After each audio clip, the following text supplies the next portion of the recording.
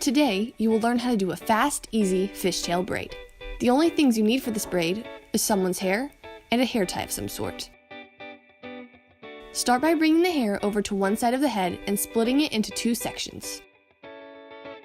Now, begin at or below the ear. Pick up a small section of hair from one of the larger sections and cross it over to the other section. Repeat this on the other side. Again, pick up a small section, cross it over to the other side, pick up a section on that side, cross it over. Continue picking up hair and crossing it over until you've reached the bottom of the hair.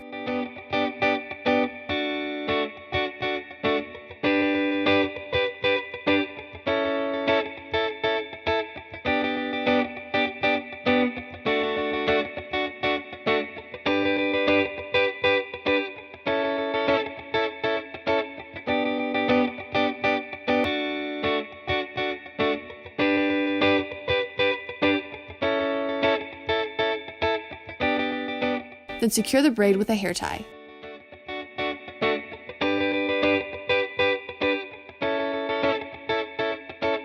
That is how you do a quick, easy fishtail braid.